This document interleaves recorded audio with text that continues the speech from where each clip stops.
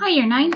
I have made a short video for you today just to make sure you know what you're doing in the lesson and to help you get a head start. So, last lesson, you started writing the main body of your speech. You wrote your introduction and you should have written at least one paragraph.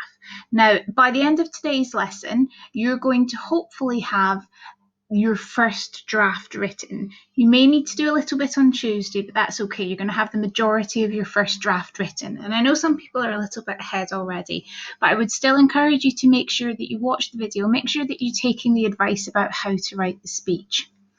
So this is just a recap from a slide you saw last time. This is just reminding you what you need to do. So you need to have 3 or 4 main points, and that's going to turn into 3 or 4 paragraphs that are the main body of your speech. And you start each of your paragraphs with a topic sentence that tells you what that paragraph's going to be about.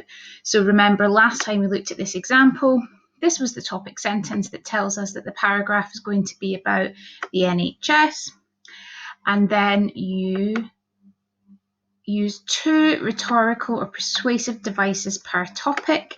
And it doesn't really matter particularly which ones you use. You just have to look back at your DeForest sheet and remind yourself of what the persuasive devices are.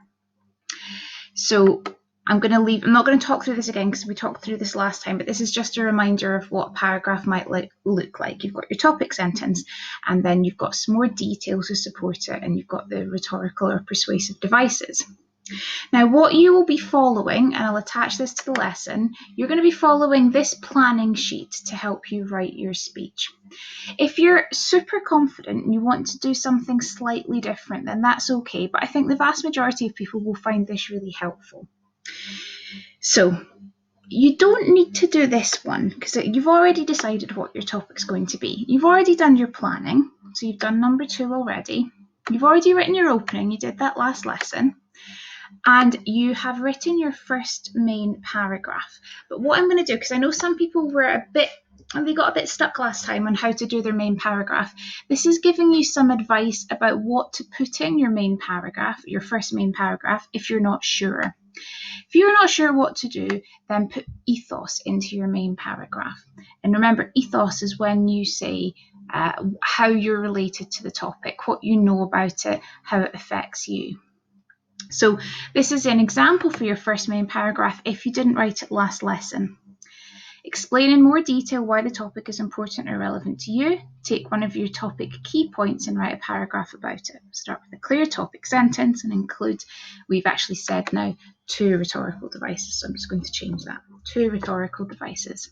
And you could take this exact wording. Firstly, I feel strongly about, and then X might be smoking, voting at 16, whatever your topic is. I feel strongly about X because it is. Now, most people will have done that already. In today's lesson, most people are going to be looking at this point 5, which is paragraph 2, point 6, which is the third paragraph, point 7, which is your counter argument if you're doing that, and then your final paragraph. So let's look at those together. So point 5 is your second main paragraph, and the suggestion is that you use that to talk about facts and statistics. You've all done a bit of research, you'll all have some facts and statistics, so the suggestion is that you make paragraph 2, make your second point all about the facts. So that's your logos, remember. I'm just going to edit this as I talk to you, and then you've got my version of it. So that's your logos paragraph, where you might start to say, well, research shows that. 1 in 5 people questioned believe that. So this is just a suggestion, but a good thing to do after you've said why you're interested is to start to hit your reader with the facts. So your second paragraph can be a logos paragraph all about your facts and statistics that you've already researched. You might find that after writing that up, it's a little bit short and you want to do a bit more research, that's fine. Then in today's lesson, you're going to go on to your third paragraph, and we're going to suggest that for your third paragraph, you use your quote from your expert and maybe put some listing and tripling. So there's a suggestion of what to include and the rhetorical device you might want to use. This is just a suggestion. You might want to use those rhetorical devices somewhere else in a different paragraph. That's fine. So you could use this wording. You could say experts tell us that X is wrong or a problem. Somebody has said. So Professor X from Oxford University has said, and you can put your quote from an expert in here. Now, obviously, that's not a full paragraph, is it? That's only a couple of sentences. So then you have to put your own ideas after that quote, that expert quote, about why that's important to you, why that's relevant. Or you could have a couple of experts in this paragraph. You could maybe have 3 quotes, and then say a little bit about why they are important to your argument. Now, point number 7 is the optional one. Remember I said in the last video that if you were going definitely for a merit or a distinction, then you would want to talk about the counter argument. You'd want to say what somebody who disagrees with you is likely to think. Well, if you are going, I'm just going to put in here, if you're going for a merit or a distinction, then you'll want to do this bit. If you're not and you're thinking, do you know what, I just want to pass this thing, then you can skip over this. But if you're going for a merit or a distinction, this might be the paragraph where you put in your counter argument. So suggestion here is that you use an anecdote to support your ideas. So some people might argue that, and then you'd say what people who disagree with you are likely to say. But then you counter it and you say, however, I strongly believe that. And do just use this wording if you want to. There's no reason why you can't. I believe that, blah, blah, blah. In the news last week, a 15-year-old, blah, blah, blah. And that is your anecdote to support your point. And now the final paragraph, this is your conclusion. So rather than calling that the final paragraph, I'm going to change that and call that the conclusion because that's easier. I will say that this is quite a lot of writing in one lesson. If you don't get onto your conclusion until tomorrow, that's okay. But if you're a little bit ahead, you might get onto the conclusion today. So here's some suggestions for the conclusion. You use lots of pathos. Remember, pathos is when you use emotional language and things that make people feel quite strongly about the topic. So you could use personal pronouns, imperatives, emotive language to appeal to your audience. Say what you think they should do or how you suggest they think about something. Now I'm going to go back to the PowerPoint for today because it's got some examples of what your conclusion might include.